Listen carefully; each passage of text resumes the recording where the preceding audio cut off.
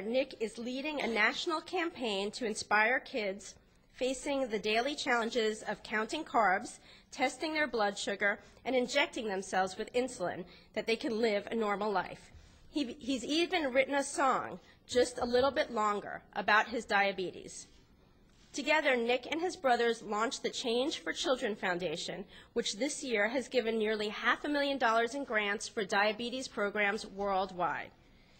He testified this summer before a Senate committee for more diabetes research funding, and he met with President Obama at the White House. All this and not yet old enough to vote. So please help me welcome singer, songwriter, and actor and advocate, Mr. Nick Jonas, to the National Press Club.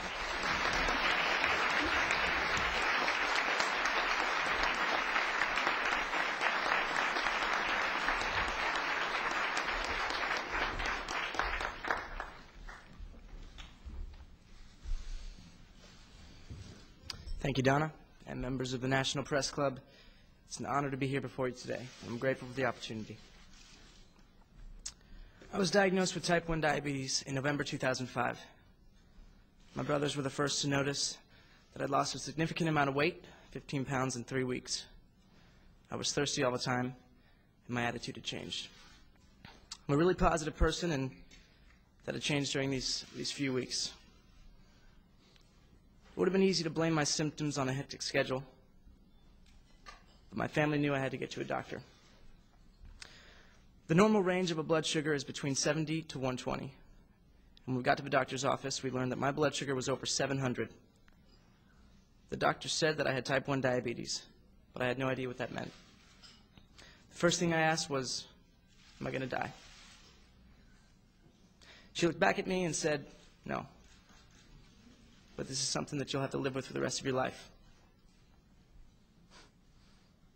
We went right to the hospital, where I would spend the next 3 days. My stay included a crash course on getting my blood glucose levels in control and living with diabetes. On the car that night, I thought to myself, what good could come out of this?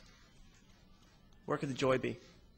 How could I turn this into something that could then encourage and inspire other people? It wasn't there.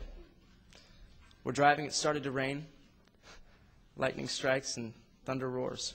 And you think, where's the good? And it just wasn't there.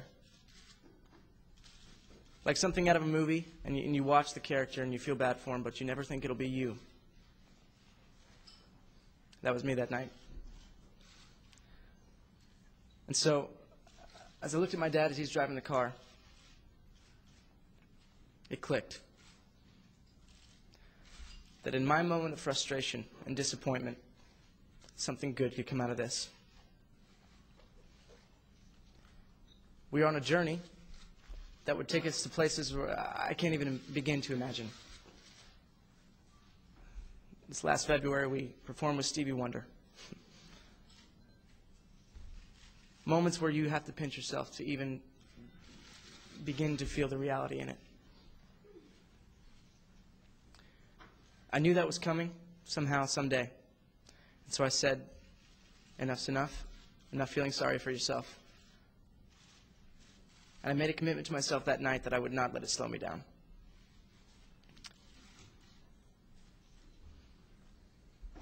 It's been an incredible journey, a lot of ups and downs. And at my young age, I know that a lot of you are saying, oh, well, he's still a child. But I can assure you, that night, I was a child with a dream. And I was not going to let diabetes slow me down. And to this day, it hasn't. And at times, when blood sugar is high and it's low, it would be a lot easier to throw in the towel and say, enough's enough, I'm done, and I'd like to just have a day off from having diabetes. But it just doesn't work like that.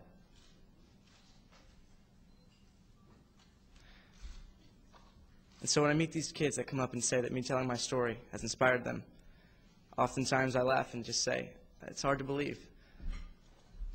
Because when I talk about it and when I share my story, I'm just saying what happened. And to think that it could encourage and inspire someone somewhere in the world is an amazing thing. And It's crazy to think that the song that I wrote, A Little Bit Longer, is something that helps someone somewhere. I was at a piano in Canada as we were shooting a movie called Camp Rock. And it was a day where my blood sugar was out of range, and it was a tough day. But I sat down at the piano, and the song came so easily. And it was kind of self-therapy for me in the moment. But last night, I met at least 10 kids with diabetes who said that that song touched them. And again, it's hard to believe. I've always had a heart for helping others, and I realize that I've been given a platform to speak out and to encourage and inspire other people living with diabetes. Reaching out and sharing my story is one of the ways that I can give back to others. My brothers and I also started the Change for the Children Foundation, where we give to organizations that help children. Last year alone, we raised over $1 million for charities that are close to our hearts. These funds went to such organizations including pediatric diabetes research, education and treatment, as well as diabetes camps. For the past year, I've been an ambassador for young people with diabetes as a part of the partnership I have with Bayer Diabetes Care. Our goal is to encourage and inspire kids living with diabetes with their simple wins, which are everyday victories for managing your diabetes. We started a website called nicksimplewins.com. Each day I accomplish some of my simple wins that I wouldn't be able to do without the support of my family and friends who help me manage my diabetes every day. Every day I need to monitor my blood sugar, which requires me to test it about 10 to 12 times a day. I use Bayer's contour meter, so when I'm busy on tour, other people like my parents and crew can carry around the test strips to make sure that I always have my tools to be ready to test. Since my diagnosis, I've worn my dog tag to let people know that I have diabetes.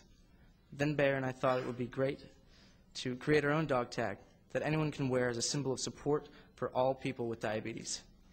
This came to life when I officially launched the dog tag program during Diabetes Awareness Month last November. Proceeds from the sale of every dog tag go to Jonas Brothers Change for the Children Foundation. Another project that I launched earlier this year allows young people to creatively express their own simple wins through an online contest. It invites young people with diabetes to record a 15 to 30-second video that creatively demonstrates their simple win. The video submissions can be demonstrations of a song lyric, photography, painting, drawing, acting, or any other form of creativity. So far, we've had our monthly winners since April, and you may have seen the video submissions when you walked in today. In September, I'll get to select the grand prize winner who I'll have an opportunity to personally meet. Our partnership has made an impact not only on my life, but on so many young people with diabetes. Not only through the programs we've launched together, but also through Bayer's ongoing support of the Jonas Brothers Change for the Children Foundation. I am so grateful for all that they have done to help my brothers and I reach our individual goals. Once again, I want to thank all of you for coming here today.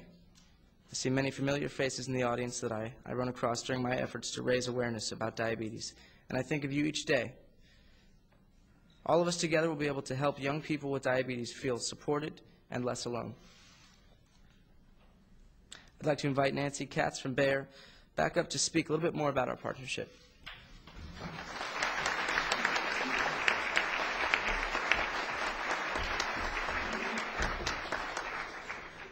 Very nice. I want to do this. It looks so cool. Okay, so good afternoon. I'm Nancy Katz, and I'm Regional Head of Bayer Diabetes Care for North America. Thanks, Nick, once again, for sharing your story. I can't think of a more fitting place to do so than here at the historic National Press Club. And there's no better audience to share it with than the members of the press, people who gather and disseminate news. We're delighted you could all join us here today. A couple of years ago, we at Bayer took notice of a young rising star named Nick Jonas who publicly acknowledged that he had diabetes. And before we even met Nick, we were impressed by his candor and his maturity in opening up to his fans with that news. We were also struck by the obvious closeness of the Jonas family